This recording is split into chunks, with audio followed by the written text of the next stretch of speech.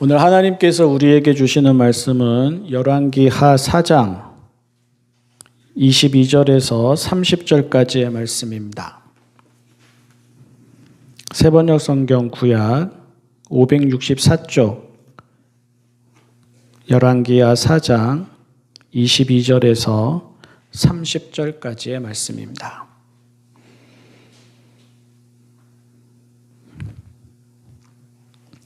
그리고 그 여인은 남편을 불러서 이렇게 말하였다. 일꾼 한 사람과 암나귀 한 마리를 나에게 보내주십시오. 내가 얼른 하나님의 사람에게 다녀오겠습니다. 남편이 말하였다. 왜 하필 오늘 그에게 가려고 하오? 오늘은 초하루도 아니고 안식일도 아니지 않소. 그러나 그의 아내는 걱정하지 말라고 대답하며 나귀의 안장을 지우고 일꾼에게 말하였다. 내가 말하기 전까지는 늦추지 말고 힘껏 달려가자. 이 여인은 곧 갈멜산에 있는 하나님의 사람에게 이르렀다. 때마침 하나님의 사람이 멀리서 그 여인을 보고 그의 시종 게하시에게 말하였다. 저기 수넴 여인이 오고 있구나. 달려가서 맞아라. 부인께 인사를 하고 바깥 어른께서도 별거 없으신지 그리고 아이도 건강한지 물어보아라.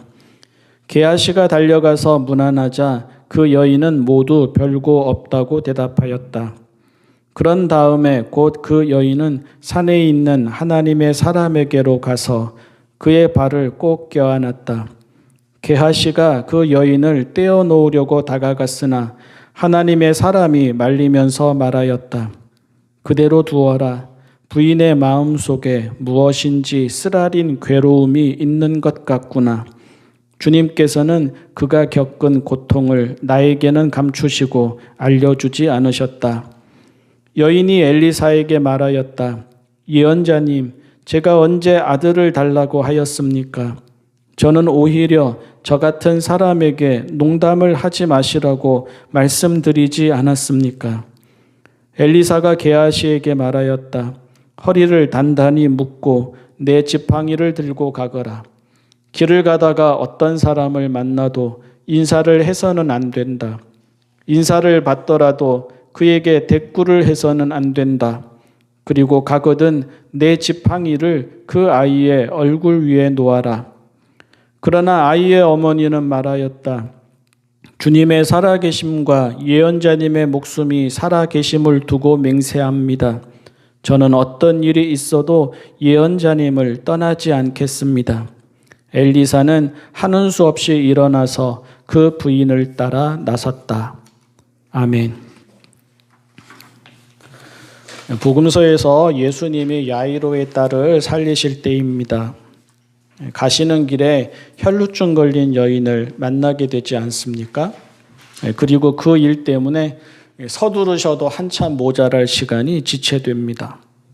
목숨이 경각에 달린 아이는 결국 예수님이 도착하시기도 전에 죽고 말지요. 사람들이 아버지 야이로에게 말했습니다. 이미 죽었는데 어쩌겠느냐고. 다 끝났으니 예수님을 괴롭게 하지 말라고. 하지만 예수님은 그 말을 곁에서 들으시고 두려워하지 말고 믿기만 하라 하셨습니다. 여기서 곁에서 들으시고라는 말, 원어를 보면 그 말은 흘려 들으시고 이렇게 바꾸어도 됩니다. 야이로에게 주시는 말씀이고 또 우리에게 주시는 말씀입니다. 이런 소리 저런 소리 등이 다 들린다고 그것들 다 마음에 담거나 그것들에 일일이 반응해서는 안 됩니다. 예수님을 찾아간다는 말은 하나님의 답을 주시기를 기다린다는 말입니다. 그렇다면 하나님의 답을 주시기까지는 흔들리지 말고 이런 소리 저런 소리 등을 다 흘려 들어야 합니다. 세상의 소리, 사람의 소리, 현실의 소리, 내 마음의 소리 이런 소리들에 다 좌우될 거라면 굳이 하나님을 찾아갈 이유가 어디에 있겠습니까? 하나님이 노아에게 방주를 지으라고 하셨습니다. 그 말씀대로 따르기로 했다면 그 과정에서 세상의 상식, 세상의 방법 등은 다 흘려들어야 합니다. 게다가 방주는 방향을 조종하지 못합니다. 방주는 목적지가 정해지지도 않습니다. 방주는 그 안에 머무는 날수가 정해지지도 않습니다. 노아가 할 일은 다른 소리 다 흘려듣고 오로지 하나님을 따르는 것뿐입니다. 하나님의 말씀하셨으니 이후의 모든 과정에도 하나님의 뜻이 있으리라 믿고 하나님께만 답을 구해야 합니다. 수넴 여인의 아이가 죽었습니다. 아이 없이 살아왔지 않습니까? 아이를 낳으리라는 기대조차 없었지 않습니까? 그러다가 선물로 얻은 아들입니다. 그래서 더욱 허망하고 더욱 황당한 일입니다. 하루아침에 그녀의 가장 큰 기쁨이 그녀의 가장 큰 슬픔이 되었고요. 졸지에 그녀가 받은 가장 큰 복이 그녀가 겪는 가장 큰 화가 되었습니다. 그런데 안타깝고 속상하고 억울하고 막막하고 말문이 막히지만 사실 이런 일 자체는 누구에게나 일어날 수 있습니다. 사람 사는 게 다 비슷해서요. 어제는 좋았는데 오늘은 울게도 되고, 어제는 든든했는데 오늘은 텅 비게도 되고, 어제는 건강했는데 오늘은 아프게도 됩니다. 세상에는 우리가 알 수 없는 일이 너무나 많습니다. 기쁨과 슬픔이 연이어서 일어나기도 하고, 복으로 들어온 일이 화가 되어서 우리를 당황하게도 합니다. 중요한 것은 그 다음입니다. 여기에서 신앙인과 신앙인 아닌 사람이 구별됩니다. 그렇다고 해서 체념만 하거나 한탄만 해서는 안 됩니다. 인생이 그런 것을 어쩌겠느냐, 세상이 그런 것을 어쩌겠느냐, 자조하거나 냉소해서도 안 됩니다. 또한 지푸라기라도 붙잡는 심정으로 이런 도움 저런 도움 찾아다니는 것으로도 부족합니다. 이 사람 만나서 하소연하고 저 사람 만나서 하소연하고 이 사람 만나서 붙잡고 저 사람 만나서 붙잡는다고 답이 나오겠습니까? 이 사람도 우리와 똑같은 사람일 뿐이고 저 사람도 우리와 똑같은 사람일 뿐입니다. 그래서 그녀는 하나님의 사람 엘리사를 만나서 답을 들어야겠다고 마음먹습니다. 오로지 그 일에만 집중합니다. 남편에게 말합니다. 엘리사에게 얼른 다녀오겠다고. 남편이 초하루나 안식일, 그러니까 하나님께 예배하며 쉬는 특별한 날도 아닌데 왜 하필이면 오늘 갑자기 가려고 하느냐고 묻지만 그녀는 자초지종을 말하지 않습니다. 말한다고 남편이 답을 줄 수 있는 일이 아니기 때문입니다. 심지어 아이가 죽었다는 말도 하지 않습니다. 잘한 거지요. 말했다면 남편이 그녀를 붙잡았을 것입니다. 이미 죽었는데 어떻게 하느냐고 했을 것입니다. 아브라함이 모리아 산으로 이삭을 바치러 떠날 때 아내 사라에게는 이삭에 대해서 한마디도 하지 않은 것처럼 그녀도 엘리사에게 갈 때 남편에게는 아들에 대해서 한마디도 하지 않습니다. 그 대신 한순간도 머뭇거리지 않고 엘리사에게 달려갑니다. 일꾼에게는 자기가 말하기 전까지는 늦추지 말고 힘껏 달려가자고 합니다. 그녀는 다른 것에 눈이 가지 않습니다. 그녀는 다른 것에 귀를 기울이지 않습니다.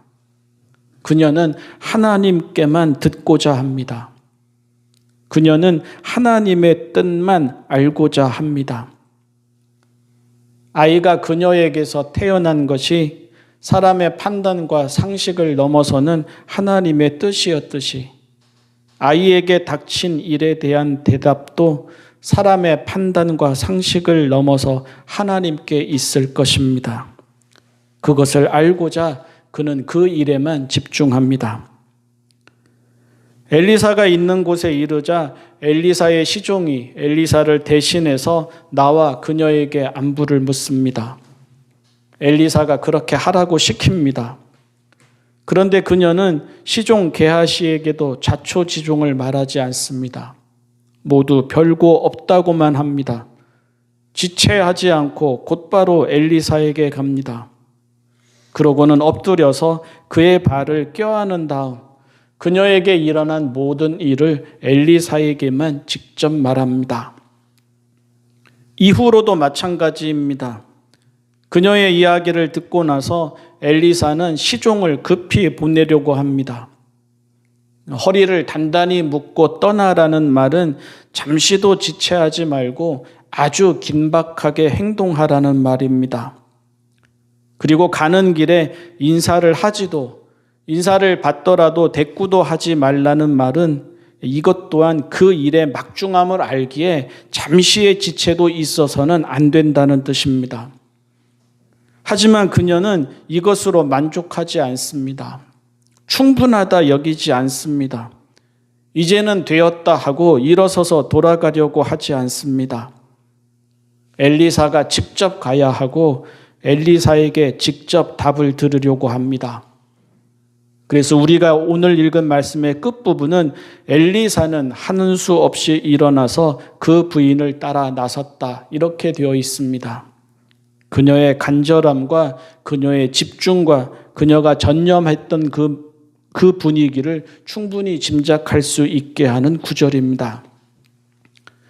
그렇다면 이유입니다. 왜 이렇게까지 합니까? 그녀가 이렇게까지 하는 이유가 무엇입니까? 오해하지 마십시오. 엘리사만 특별하기 때문이 아닙니다. 비유하자면 특정 이사이어야만 한다거나 특정 사람이어야만 한다는 말이 아닙니다.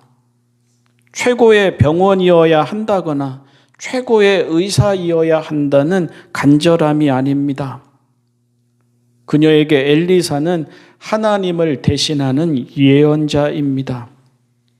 그동안 엘리사를 예우한 것도 엘리사의 외모 때문이 아니라 엘리사가 하나님의 사람이기 때문이고 지금 엘리사가 아니면 안 된다는 것도 엘리사의 외모나 엘리사의 능력 때문이 아니라 엘리사가 그녀에게 하나님을 대신하여 그 뜻을 알려주기 때문입니다. 그러니 엘리사이어야만 한다는 말은 하나님께만 답을 구한다는 뜻입니다. 다른 방법은 애당초 생각하지 않았기에 여기까지 왔다는 말이고 또 다른 답은 아예 찾지 않을 것이기에 엘리사가 가지 않으면 그에게서 떨어지지 않겠다는 말입니다. 적어도 본문에서는 엘리사가 아니라 그녀가 주인공입니다. 적어도 본문에서는 엘리사의 믿음이 아니라 그녀의 믿음이 부각됩니다. 엘리사의 능력보다 아이가 되살아난 기적보다 하나님께만 답을 구하겠다는 그녀의 간절하고 진실하고 겸손하고 철저한 믿음이 우리를 일깨우고 우리에게 도전이 됩니다. 보통은 그렇게 하지 않습니다. 이 사람 저 사람에게서 현실적인 답을 구합니다. 이 생각 저 생각 등을 하다 스스로 마음을 접어버립니다. 하나님께 기도하다가도 여기저기 들리는 소리에 포기해버립니다. 하나님께 답을 찾다가도 스스로 기운이 빠져 주저앉아 버립니다. 물론 하나님이 주시는 답이 언제나 우리의 마음과 기대에 부합하지는 않습니다. 본문에서와 같이 해피엔딩으로 끝나면 더할 나위 없이 좋겠지만 예수님의 겟세마네에서의 기도와 같이 하나님의 뜻이 우리의 철저한 내려놓음과 비움과 포기일 수도 있습니다. 다윗 또한 밧세바와의 사이에서 태어난 아이를 살려달라고 간절히 기도했지만 하나님은 그 아이를 데려가셨습니다. 답은 하나님이 정하시지 우리가 정하지 않습니다. 그 답이 우리가 보기에는 이해가 되지 않거나 두려울지라도 우리로서는 받아들여야 합니다. 다만 그 과정에서 하나님께만 답을 구하는 마음과 자세는 잃지 말자는 것입니다. 그 마음과 자세가 이미 하나님을 향한 신뢰를 보여줍니다. 하나님을 향한 신뢰가 무엇보다 크기에 다른 소리를 다 흘려듣는 것이고, 하나님을 향한 신뢰가 무엇보다 크기에 머뭇거리지도 다른 답을 찾지도 않는 것입니다. 세상 그 누구의 말이 아니라 하나님의 뜻이라면, 하나님이 그렇다 하시면 그런 것으로, 하나님이 아니라 하시면 아닌 것으로 결국에는 받아들일 것입니다. 신앙인은 누구라도 내 뜻대로 마시고 아버지의 뜻대로 하소서 기도하게 되어 있고 순종하게 되어 있고 결국에는 거기까지 다다라야 합니다. 다만 그렇게 되기까지는 다른 것 보지 말고 다른 것 찾지 말고 하나님께만 답을 구하자는 말입니다. 신앙생활의 기본입니다. 기도하는 마음의 기본입니다. 기도하는 자세의 기본입니다. 흘려들을 소리 흘려듣고 거꾸로 해서는 안 됩니다. 흘려들을 소리를 흘려듣고 지나칠 것 지나치면서 하나님께만 답을 구해야 합니다. 그리고 우리에게는 그렇게 답을 구할 일이 아주 많습니다. 아니, 우리에게는 살아가면서 경험하는 모든 일이 그렇게 답을 구할 일입니다.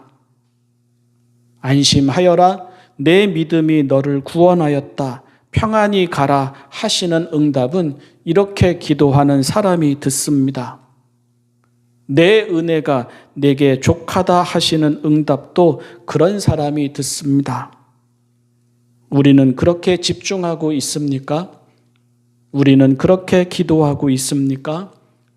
우리는 그렇게 흘려들을 소리 흘려듣고 지나칠 것 지나치면서 오늘도 하나님께만 나아가고 있습니까? 그녀가 우리에게 도전합니다. 그녀에게 일어난 일이 우리에게 일어난 일인 듯 그녀가 우리에게 도전합니다.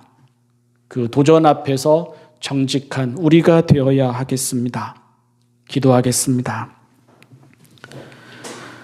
사랑의 하나님 아버지, 하나님께 답을 구합니다. 하나님께 도움을 구합니다. 하나님께 은혜를 구합니다. 흘려들을 소리 흘려듣게 하여 주십시오. 지나칠 일 지나치게 하여 주십시오. 하나님이 주님이시니 하나님의 뜻을 구하며 살아왔으니 하나님의 은혜로 살기를 기도하니 하나님이 말씀하시고 하나님이 보여주시고 하나님이 들어주시고 하나님이 인도하시고 하나님이 구원하여 주십시오. 예수님의 이름으로 기도합니다. 아멘.